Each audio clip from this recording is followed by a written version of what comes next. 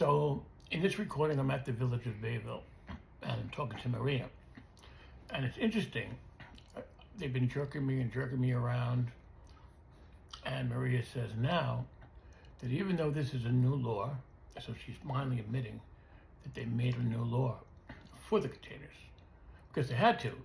Because when I called up, there was no law, and they said, no problem, Mr. Schneider, you could take your container and move it in your driveway. No laws. And then, since I questioned that, they got upset. So they started to draw up a new law. And then in the last video, she stated that even though it's a new law, Mr. Schneider, we can go backwards. It sounded like a threat to me, but let's continue on and see what she says. Complaint what was really, I want to go and agree with all the laws. That's why I called the town with this to begin with, and that's why I spent $3,000. Well, what happened is I got okay, well, let me explain, because I spent $3,000 and you said there was no restrictions, and the building inspector said there was no laws against it, so I did it. Now you changed now you changed the law, but before you did that, Sal says, don't worry, we'll get you a permit. Can you paint it in the meantime? Now I paid for a painter, and I try to comply with that. And now I don't even care really about getting rid of it. I just wanted a little time because it's filled with stuff. Right, and Sal gave you time. No, he didn't. He was going to get, he changed it 3 times. He says, we're going to get a permit, and I came up here 6 times to ask you for that permit. I remember. And the permit was supposed to be for me to keep it. But, Exactly. and now I understand that they changed. And I understand. I went to see 32 containers around town. There's in commercial, there's about 15. Okay. And I keep seeing more every day. And residential, there's more. Okay. So Can I just address commercial for a second? let me, then Sal told me, why don't you move it to a commercial? So I said, oh, yeah, let me look around. Or I could sell it to Mike Yellow, like he bought my truck, he bought my stuff. So I asked them again, okay, Sal, this is what happened last time they were in this position. Give me a paper saying it's legal to put a container on commercial land. And that's where we ended up. Because if I don't have a paper... Okay, so Sal did not explain that part to me. Commercial properties are required to provide for their own sanitation disposal, okay? So that's why they would have dumpsters for the No, purpose not of a dumpster. This sanitation. is a storage. A storage container. Okay, like the Crescent Club has one, Richie has one. The Porto's doesn't seem... Porto has 3 of them, as big as mine, and that's Bayville Avenue, and that's not commercial property. So all I ask is to be fair.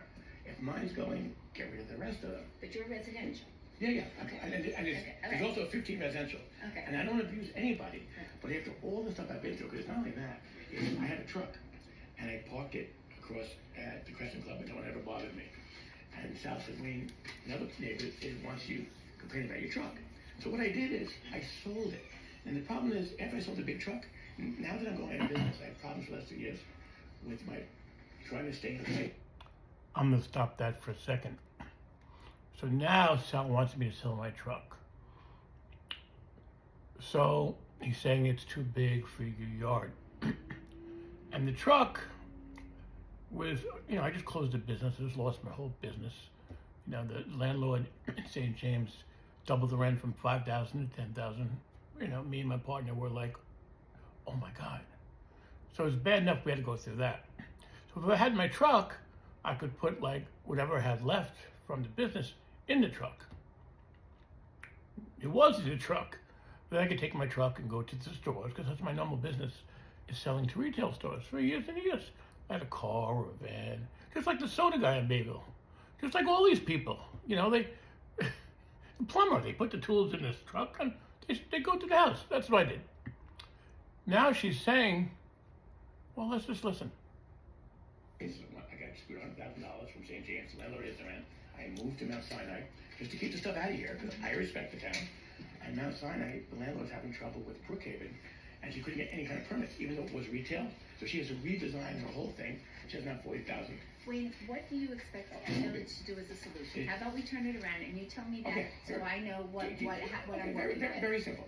Okay. Either allow me to keep my trailer and give me a permit forever, or I'll give me a little bit of time to get my stuff out and get rid of the permits, all the other ones, because I don't want to be discriminated against, but I respect the law. So if you have 15 people that have... So let's stop here. It's very simple. That's all they had to do. Let's stop here.